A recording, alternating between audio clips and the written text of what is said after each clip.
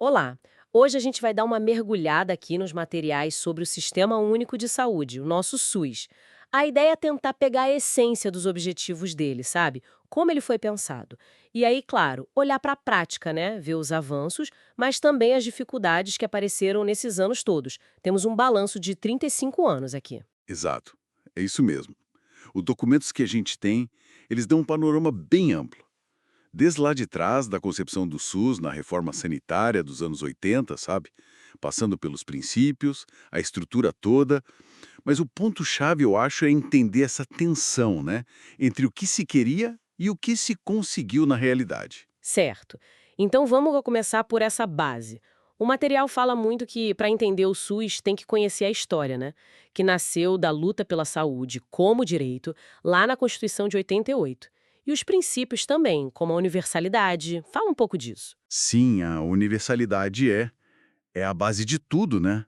A saúde como direito de todo mundo e um dever do Estado, junto com a integralidade, que é a ideia de um cuidado completo, tipo, desde prevenir a doença até reabilitar a pessoa.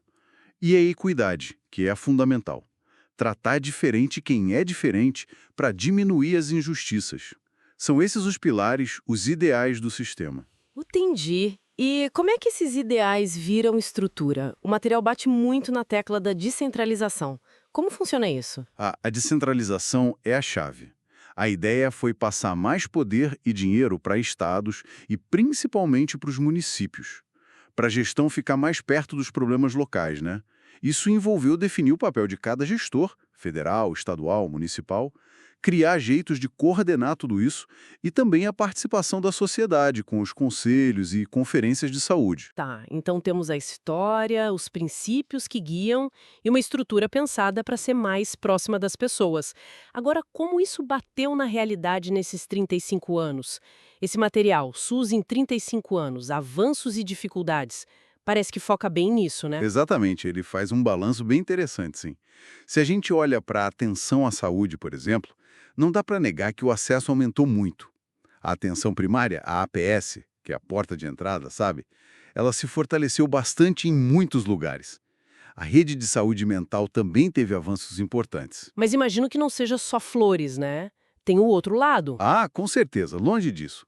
As desigualdades no acesso ainda são gigantescas, entre regiões do país, entre grupos sociais. A qualidade dos serviços é um desafio constante. E aquele ideal de integralidade que a gente falou, muitas vezes o cuidado acaba sendo meio picado, fragmentado. E o financiamento? Essa é uma tecla que sempre batem quando falam do SUS. Como entra nessa conta de avanços e dificuldades? Olha, o financiamento é um nó crítico. Um avanço foi que estados e municípios passaram a bancar uma fatia maior, né? Dividiram mais o bolo. Só que o dinheiro público para a saúde ainda é pouco. O Brasil gasta menos proporcionalmente que outros países com sistemas universais. É um subfinanciamento que se arrasta. E o gasto privado das famílias e planos de saúde é muito alto, às vezes até com a ajuda do governo, com subsídios. Isso deve impactar muito a capacidade de entregar a universalidade e a integralidade na prática, né? Sem dúvida, limita tudo. A expansão dos serviços, a melhoria da qualidade, a compra de novas tecnologias. E isso já puxa outro ponto: as relações público-privadas. O SUS cresceu, tem mais serviço público, sim, mas o setor privado cresceu junto e muito. O SUS acaba dependendo de hospitais privados, de laboratórios, de planos. É uma relação bem complexa. E hoje tem até muito capital internacional nisso. Entendi. E a descentralização na prática? Deu certo como se pensava? Em partes. Os municípios ganharam mais poder, mais recursos, isso é bom. Mas muitos não têm estrutura, não têm gente preparada para dar conta de tudo. E o papel dos estados ficou meio no limbo, sabe? Às vezes falta coordenação regional.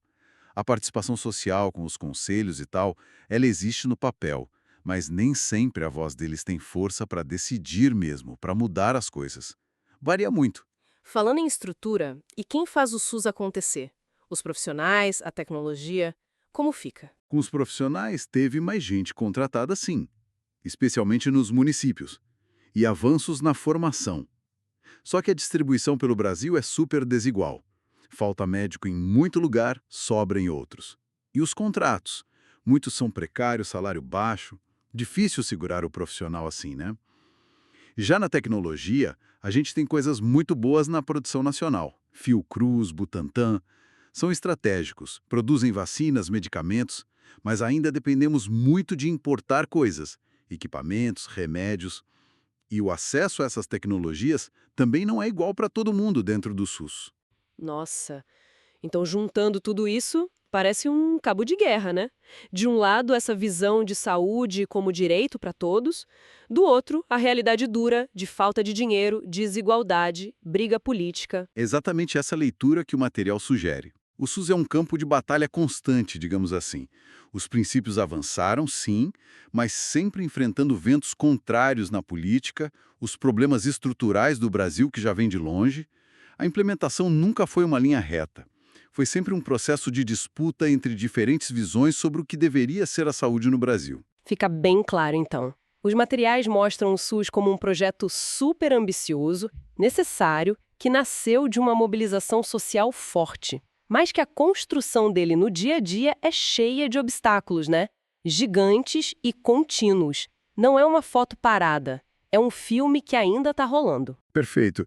E, para a gente fechar e pensar para frente, uma ideia central que os documentos trazem é essa. Os desafios que continuam aí, estruturais, políticos, mostram que o SUS não está pronto e acabado. A consolidação dele depende o tempo todo das nossas escolhas como sociedade, das disputas, dos acordos, sobre o quanto a gente realmente valoriza a saúde como um direito de todos. É uma construção permanente. Olá! Hoje a gente vai dar uma olhada mais de perto no material que recebemos. São slides de uma aula, né? Isso. O título é Relações Intergovernamentais. Descentralização e regionalização no SUS. Parece que faz parte de um curso sobre governança das políticas sociais, focado no SUS. Exatamente. Um tema bem central para entender o sistema. E a nossa ideia aqui é tentar extrair o principal, sabe? O que essa aula queria mesmo ensinar. O objetivo que está lá descrito é, deixa eu ver, compreender os processos de descentralização e da regionalização no SUS, os avanços e desafios para as relações intergovernamentais em saúde. É isso aí. Basicamente, entender como essa máquina funciona, ou deveria funcionar, entre União, estados e municípios na saúde. Ok, então bora tentar desembrulhar esse objetivo aí. Por onde a aula começa? Bom, para entender essa dinâmica do SUS, o ponto de partida que os slides trazem é o nosso federalismo, a organização do país, né? Exato. É como o poder do Estado para fazer leis, administrar, cobrar impostos se divide, né? Entre o governo central e os governos regionais e locais. Aí eles usam dois conceitos que ajudam a pegar a ideia: self-rule. Tipo autonomia, cada um no seu quadrado. Isso, a capacidade de cada ente se governar nas suas próprias questões. E o shared rule, que é a outra face da moeda. Ah, a parte que tem que fazer junto, a interdependência. Perfeito. Muitas coisas, especialmente na área social, exigem essa ação conjunta, essa regra compartilhada. Não dá para cada um fazer de um jeito totalmente diferente. E o nosso federalismo, o brasileiro, tem umas características bem específicas que a aula destaca, né? País gigante, super diverso. Enorme e com 3 níveis de governo atuando: União, estados e municípios. Isso já é uma camada a mais de complexidade. E nas políticas sociais, como a saúde, as competências são muito compartilhadas, né? Não é só de um ou de outro. Exatamente. E soma isso a questão fiscal, que os slides mencionam. A grana maior é arrecadada lá em cima, na União. Exatamente. Mas quem gasta muito, quem está lá na ponta prestando o serviço, é o Estado e principalmente o município. Isso gera um descompasso, né? E tem mais um ponto que a aula ressalta e que é crucial para entender a gestão: a quantidade imensa de municípios pequenos. Verdade, aquele dado de quase 70% com menos de 20 mil habitantes. Imagina coordenar tudo isso. Pois é um cenário bem fragmentado. E é nesse contexto, desse federalismo complexo, que o SUS foi desenhado para operar, Um sistema que tem que ser nacional, universal. mas cuja implementação é descentralizada e regionalizada. É o que está lá na Constituição de 88, artigo 198, e na Lei Orgânica da Saúde, a 8080. As diretrizes básicas, né? Descentralização, com comando único em cada esfera, mas dando ênfase aos municípios. E a organização da rede de forma regionalizada e hierarquizada. É a arquitetura do sistema. Tá, mas o que significa essa descentralização na prática, segundo os slides? O que se transfere? Olha, é transferir bastante coisa. A gestão dos serviços mesmo, sabe? Postos de saúde, hospitais. Ah, administração do dia a dia? Isso. E também poder de decisão sobre como organizar esses serviços, sobre como regular o setor privado que atua junto com o SUS. Tipo clínicas, laboratórios conveniados? Exato. E, claro, transferir os recursos financeiros para bancar tudo isso. A ideia é que essa responsabilidade vá descendo da União para os estados e com força para os municípios. Aí é que a coisa fica realmente interessante. Como é que você garante que o sistema seja único, nacional, se cada município tem tanta autonomia assim? Esse é o X da questão. E a aula aponta justamente esses dilemas, esses desafios. Como manter a unidade nacional? Os princípios do SUS valendo para todo mundo. Uhum. Mas, ao mesmo tempo, respeitar a autonomia de cada lugar, as realidades que são tão diferentes Brasil afora. Exatamente. Outro desafio enorme que os slides colocam. Como descentralizar sem piorar as desigualdades? Porque os municípios têm capacidades muito diferentes, né? De grana, de gente para gerenciar. Sim, um município rico numa capital não é a mesma coisa que um pequeno no interior. Nem de longe. E ainda tem a questão das redes regionais. Como organizar os serviços de uma região para que o paciente consiga ser atendido no lugar certo, sem que essa divisão em milhares de municípios acabe picotando tudo. Entendi. São muitos nós para desatar. E qual é a resposta que a aula sugere para lidar com isso? A aposta principal que o material destaca é na coordenação e na cooperação entre os governos, Fazer junto, né? Tanto de cima para baixo, União, Estado, Município. quanto na horizontal, tipo municípios vizinhos se ajudando, colaborando. E para essa cooperação acontecer, criaram mecanismos, certo? A aula lista alguns. Sim, as famosas comissões intergestores. A CIT, que é a nacional, onde União, Estados e municípios sentam para negociar as regras gerais. Tipo o Combinado Nacional. Isso. Aí tem as CIBs nos estados para acertar as coisas dentro de cada estado. E as CIRs, que são as Comissões Intergestoras Regionais, focadas ali na região de saúde mesmo. Exato, para discutir os problemas e as soluções daquela área específica. Além disso, tem as entidades que representam os gestores, o CONAS, dos secretários estaduais, o CONASEMES, dos municipais. Que ajudam a levar a voz de cada nível para essas negociações. E os instrumentos de pactuação, as regras de transferência de dinheiro, os consórcios entre municípios, tudo tentando fazer essa engrenagem funcionar de forma mais azeitada. E o Ministério da Saúde entra como aí? Regulando. Sim, o Ministério historicamente teve um papel forte de indutor, sabe? Usando as normas, muitas vezes atreladas ao financiamento federal, para direcionar como estados e municípios deveriam se organizar. Ah, tipo, se fizer assim, recebe mais recurso para isso. Mais ou menos por aí. Os slides até mencionam a evolução dessas regras, desde as NOBs lá nos anos 90, passando pelas NOS, Pacto pela Saúde, até chegar no Decreto 7508, que tentou detalhar mais a regionalização. Foi um caminho de ajustes. Fazendo um balanço, então, o que as ideias centrais lá no final dos slides dizem que foi conquistado e o que ainda pega. Olha, o balanço que a aula apresenta é que houve sim um fortalecimento da coordenação federal, que os municípios ganharam muito protagonismo na gestão. E que esses espaços de negociação, CIT, CIB, CIR, se consolidaram como importantes. E que houve uma expansão grande dos serviços. Mas, ao mesmo tempo, os problemas estruturais, principalmente as desigualdades entre regiões e municípios, continuam sendo um desafio gigante. Então, no fundo, o que tudo isso significa? Qual a mensagem central? Significa que gerenciar o SUS é, por definição, um exercício constante de equilibrar pratos, sabe? É negociar, pactuar o tempo todo dentro desse nosso federalismo que é bem particular. É buscar o equilíbrio entre dar autonomia para responder ali na ponta na necessidade local. E, ao mesmo tempo, garantir que os princípios básicos do SUS, universalidade, integralidade, equidade, não se percam, que valam para todo o Brasil. É um desafio permanente. Entendido. Então, voltando ao objetivo inicial da aula, parece que a intenção era mesmo essa: desvendar essa rede complexa de relações entre os governos na construção e gestão do SUS. Exato.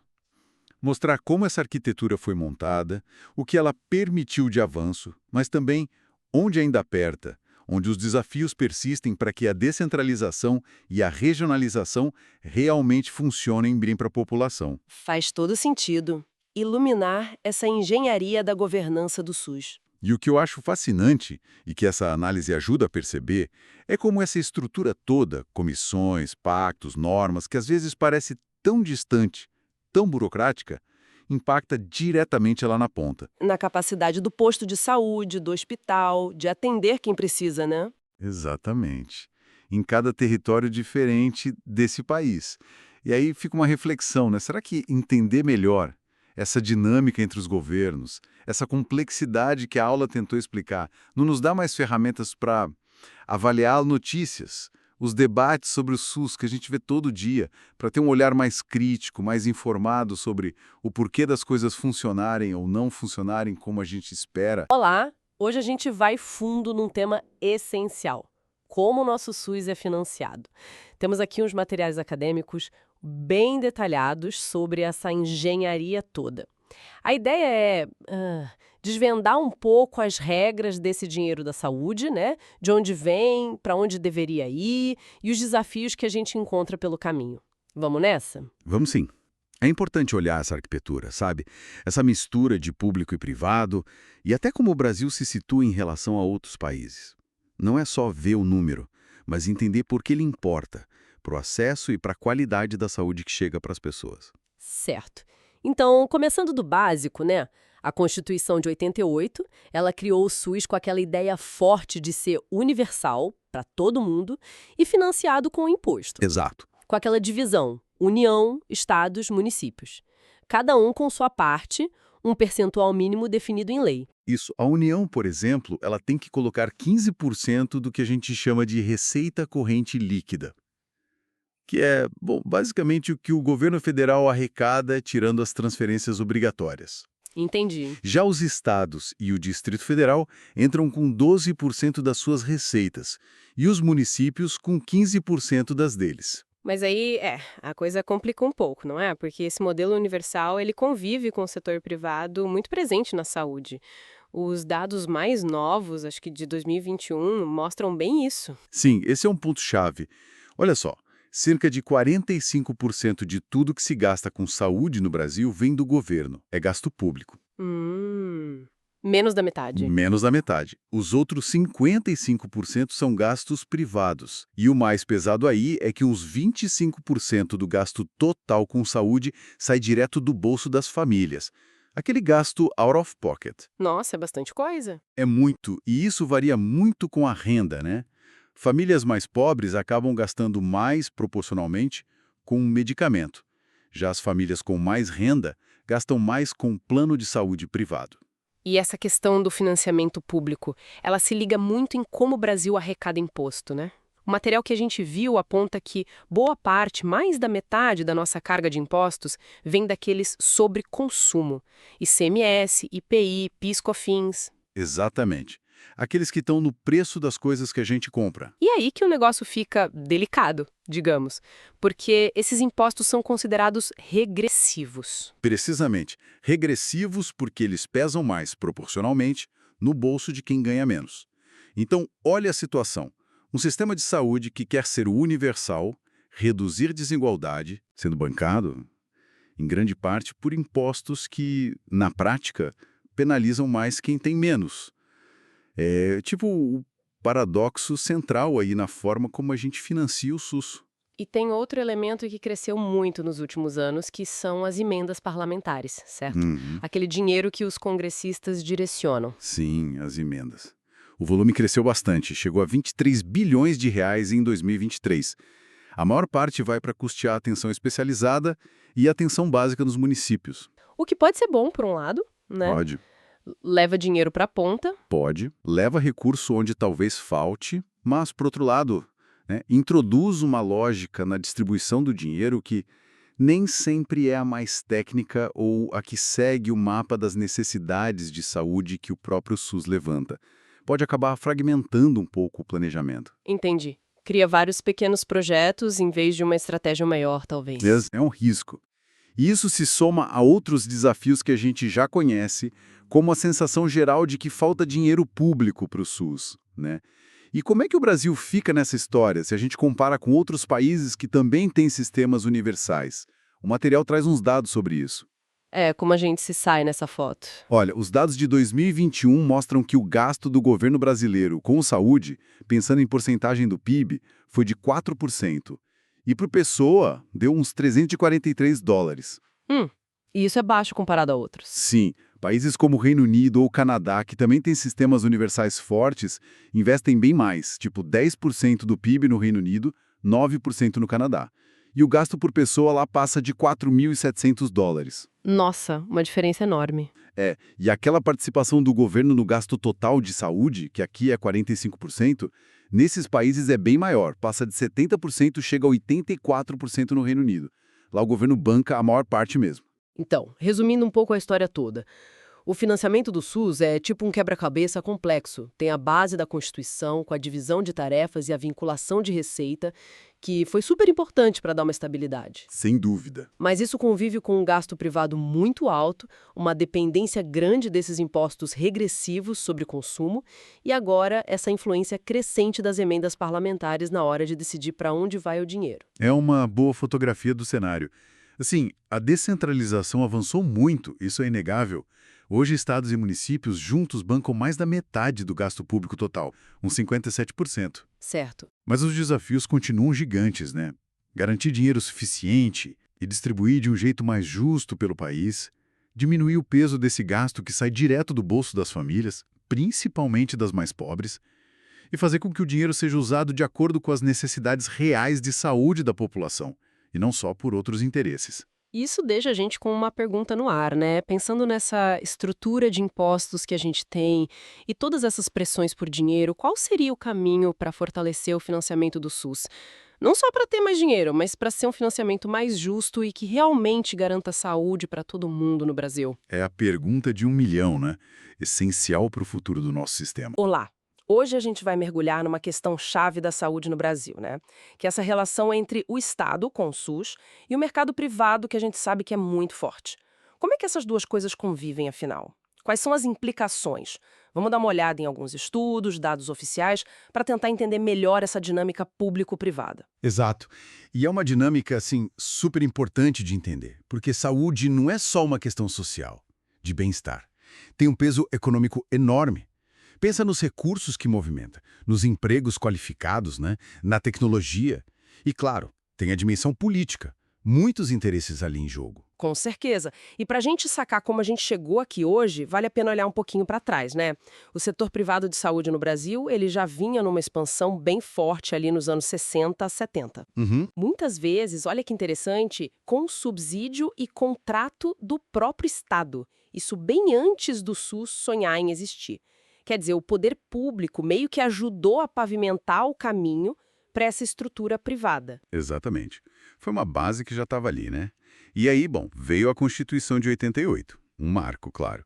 Criou o SUS, disse que saúde é direito de todos, dever do Estado, só que, ao mesmo tempo, a própria Constituição, lá no artigo 199, ela definiu que a assistência à saúde é livre para a iniciativa privada.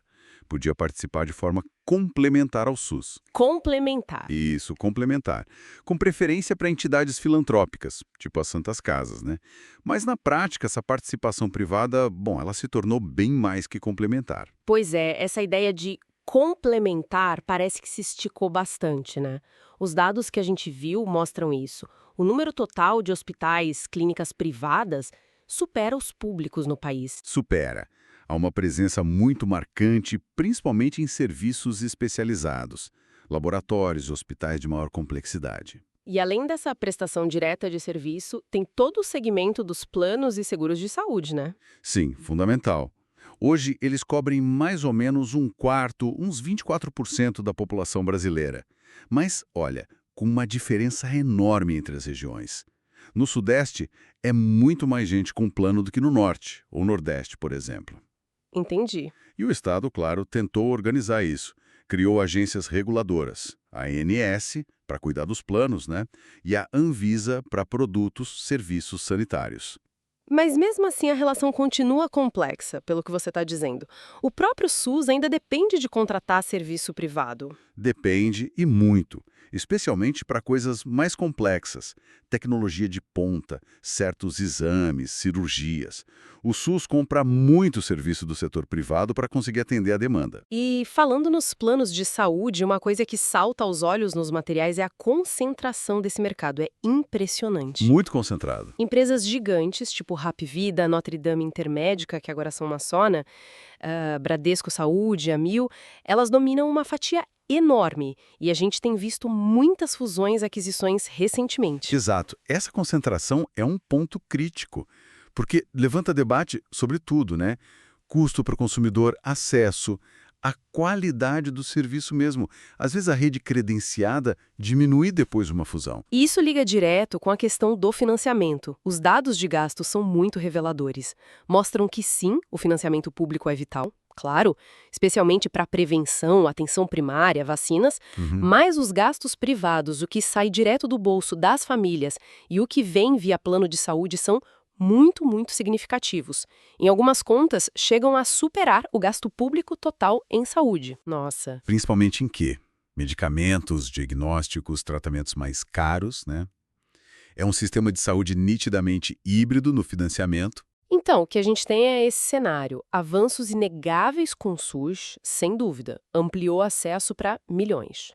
Mas, ao mesmo tempo, essa convivência constante, complexa, com o setor privado muito forte, concentrado. E que cresceu historicamente com incentivo público também, como a gente falou no início. Exatamente. Uma interdependência, né? Exato. E essa configuração ela ficou ainda mais complexa com as mudanças recentes na lei, que permitiram maior entrada de capital estrangeiro no setor de saúde.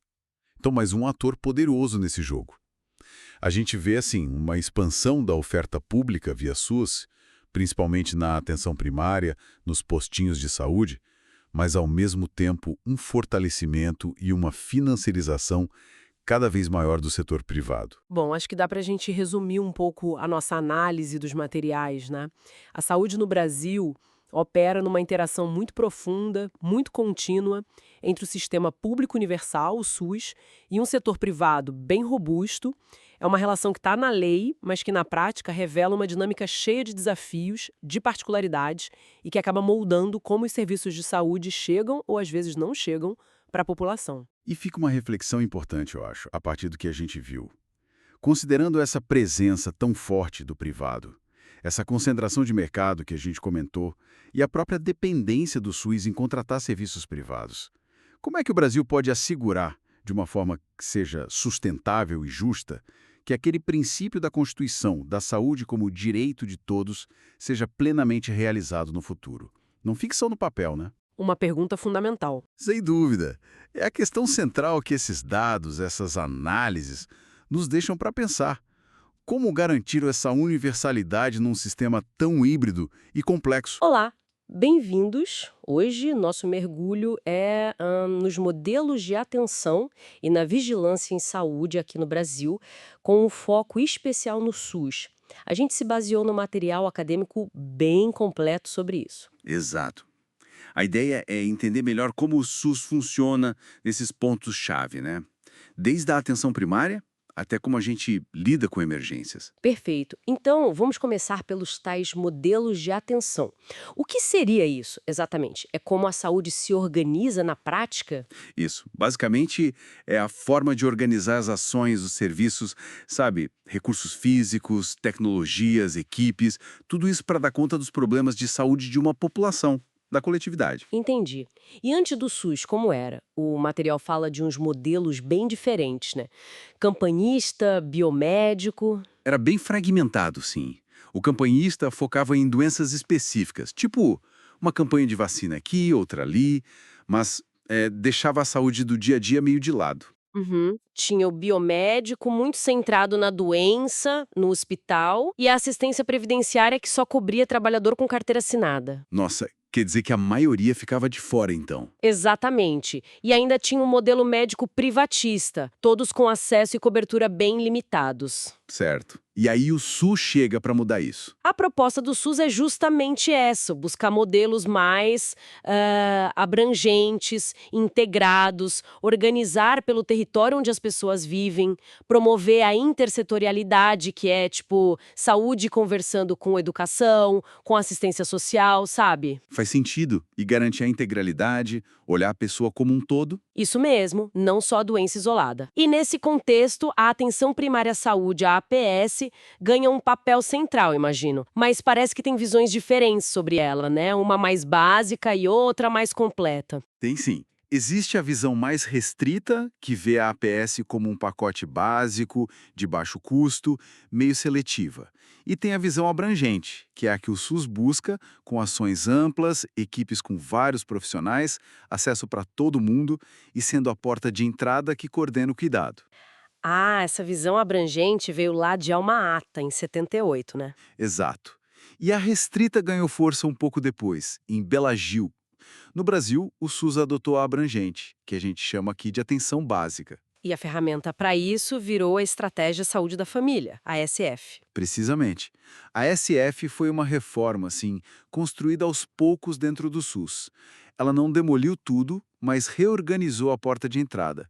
Introduziu os agentes comunitários, as equipes multiprofissionais como referência para um território, mudou o financiamento. Como assim mudou o financiamento? Passou a ter repasses por equipe e pela população cadastrada naquela área, sabe? E mudou as práticas, foco na família, no território, no vínculo da equipe com as pessoas. Entendi. E essas equipes foram crescendo, né? Com saúde bucal, os NASF, que agora são as EMULT. Isso. As EMUT continuam apoiando as equipes básicas com outros especialistas. E a formação dos profissionais também teve que se adaptar. E essa mudança toda na organização, na prática, trouxe resultados para a saúde das pessoas? O que os dados mostram desses 30 anos de S? Olha, os resultados são bem significativos, sim. O material aponta, por exemplo, uma redução importante na mortalidade infantil e materna, especialmente onde a cobertura da ES é maior. Diminuíram também internações por desnutrição, diarreia. E aquelas internações que poderiam ser evitadas com um bom acompanhamento no postinho, né? Exatamente. As chamadas internações por condições sensíveis à atenção primária, diabetes, pressão alta. Quando bem cuidadas na unidade básica, evitam muita complicação em hospital. E a ASF conseguiu chegar em lugares mais distantes, ajudou a diminuir as desigualdades. Sim, houve uma expansão importante para áreas remotas e rurais. Isso ajudou a reduzir um pouco as desigualdades em saúde, embora, claro, ainda existam muitos desafios. Então, a ASF cuida dessa parte mais próxima do cuidado direto. Mas e para monitorar riscos maiores, epidemias, por exemplo? Aí entra a vigilância em saúde. Aí entra a vigilância, que já tem uma história longa no Brasil. A ideia dela é conhecer, detectar, prevenir qualquer mudança nos fatores que podem afetar a saúde e, claro, recomendar o que fazer. E como ela se organiza no SUS? A lei do SUS, a 8080, define 4 dimensões.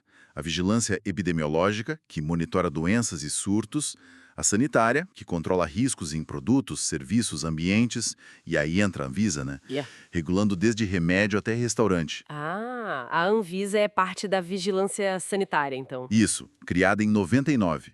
Tem também a vigilância em saúde do trabalhador, olhando os riscos do trabalho. E a ambiental, focada nos fatores do ambiente que impactam a saúde. Uau, é bastante coisa.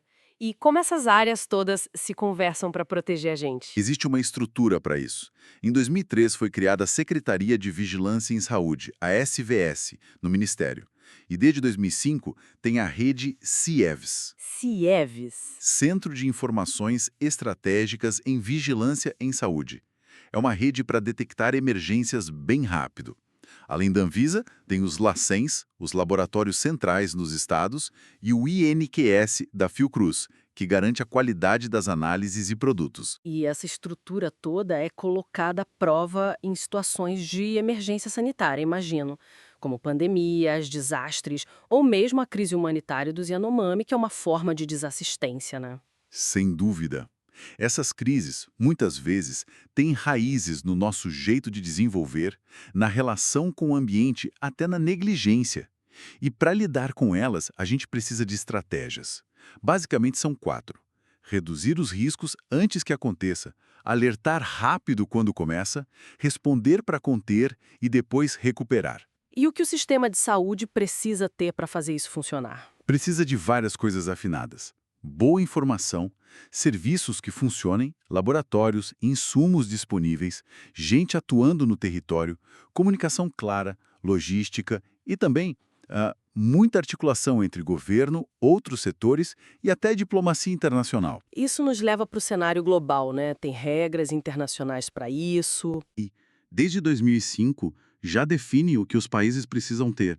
E agora, mais recentemente, foi aprovado um novo acordo sobre pandemias. Ah, é? O que ele traz de novo? Ele reforça princípios como equidade, solidariedade, basear as decisões na ciência e foca em temas-chave como pesquisa e desenvolvimento, produção local de vacinas, transferência de tecnologia, acesso a amostras de vírus para pesquisa. Coisas que vimos serem cruciais na última pandemia, né? Resumindo bastante, então, o SUS realmente deu um empurrão para mudar os modelos de atenção e a ESF trouxe resultados bem concretos e positivos para a saúde da população. A vigilância também se fortaleceu e para enfrentar futuras emergências, bom, a gente precisa de um SUS forte, coordenado e ligado no que acontece no mundo. Mas é importante dizer, reduzir os riscos lá na origem exige também repensar nosso desenvolvimento, nossa relação com o ambiente. Fica então a reflexão final, inspirada até no material que a gente discutiu. Pensando em tudo isso, o que agentes públicos podem fazer concretamente para continuar fortalecendo o SUS, principalmente para ele estar mais preparado para as próximas emergências sanitárias? Fica aí para a gente pensar.